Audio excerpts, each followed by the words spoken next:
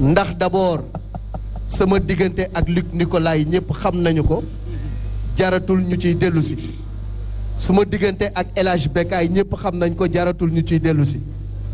mais bi ma jokkoo ak Luc ni ko dama am empêchement mais dinaa fa teew mu ne ma Bécaye ma nga fa ma ne ko Bécaye bu fa nekkee maa fa ne waaye nag dinaa teew incha allah li ñu dajale fii je pense que dafay rek lever tout équivoque parce qu'il y avait une zone d'ombre autour de ce combat. Il y avait beaucoup de questions et de questionnements autour de ce combat. Il fallait maintenant, à partir de cet instant, lever tous les équivoques et puis leeral lépp une bonne fois ci boppu nit ñi rawatina ci boppu ñun taskatu xibaar yi. Parce que li ñu doon wax ndax Luc Nicolaï dina honorer ses engagements est-ce que combat bi dina am ak du am moom loolu moom je pense que dépassé nañ ko.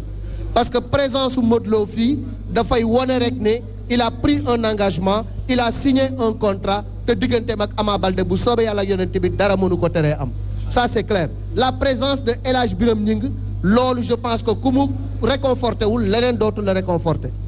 Maintenant pour le combat à proprement parler dafa nekk combat bu nga xam ne jarul publicité ndax làmb ñaar ñi ngay boole ñooy publicité seen bopp. Modou Lo le lutteur le plus populaire de l'arène je pense que tey kooku mënti booleel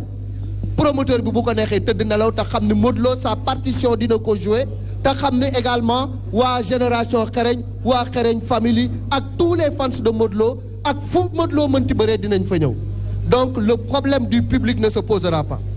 Ama Baldé est l'espoir de tout un quartier et l'espoir de toute une banlieue nekk également xale bu nga xam ne dafa nekk ci yoon def ay preuve am parce que Modou Lo pour nga croiser ko il faut nga def say preuve il faut nga wone li nga war a wone pour moom mu nangu bëree ak yow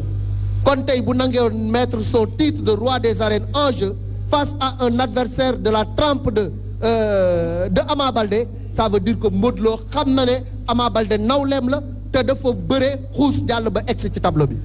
moom ni mu xuusee jàll ba yëkkati roi des arènes bi noonu la Ama xuusee jàll ba egsi ci tableau bi mu jox ko chance ça va être un combat bu nga xam ne il va pleuvoir des étincelles ce jour-là parce que ku xam Modou Lo xam ni mu mën a bës xam Ama Baldé xam ni mu mën a bës bu ñu tëjee barrières yi c'est sûr et certain que les coups vont pleuvoir c'est sûr et certain que la magie de l'arène va se déclencher ce jour-là c'est sûr et certain que ce jour-là on verra de la lutte pure de la bagarre mais également la bataille mystique fera rage parce que nous avons en face de nous deux athlètes très rompus à la tâche, deux athlètes pétris de qualité, les meilleurs de leur génération. C'est pourquoi c'est l'affiche la plus grande de l'arène.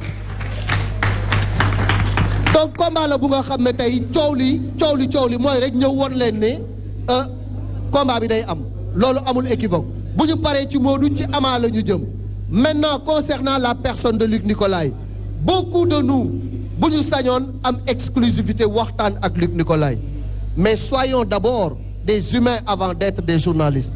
parce que l'épreuve qu'il a traversée nécessite un recul l'épreuve qu'il a traversée nécessite une prise de conscience l'épreuve qu'il a traversée nécessite une nouvelle démarche et je pense que tey ñun war nañu mën a comprendre loolu parce que Luc ne peut pas être au devant de la scène compte tenu de tout ce qui s'est passé il a des gens pour parler pour lui Luc Nicolaï Enco est là avec Rayba il y a d'autres gens yi nga xam ne dinañu monter au créneau quand la communication se fera on communiquera mais Luc moom nañ ko bàyyi fa mu nekk mu lijjanti lu muy lijjanti li ci des nag incha allah combat bi dina am te it combat du ko dàq man kay li ma ci jaaxal mooy arène nationale ba ñu ko nar a bëree ca diggu Pikine Modou war a jógee Parcelles ñëw Pikine man loolooy sama problème ndax sécurité ba dina doy ndax lépp dina doy moi j'ai peur pour ce combat c'est un combat à très haut risque et il faudrait que l'État prenne toutes ses responsabilités parce que nag nous journalistes nous avons le devoir d'avertir nous devons tout simplement être les conscientisateurs des masses et je pense que notre rôle d'avant-gardiste nous permet aujourd'hui d'attirer l'attention de tout le monde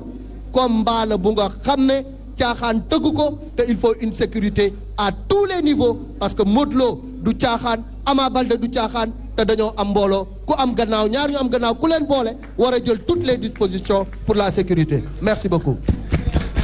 jërëjëf El Hadj Malick Thiandoum ñu ngi lay jaajëfal bu baax a baax xam naa ni mbokk yi dañ koy yamale fii âge Bécaye bismillah. jërëjëf balaa Modou Lo di wax dernier mot te il faut sama question dugg balaa moo tëj waaw waaye balaa ma poser question Rayba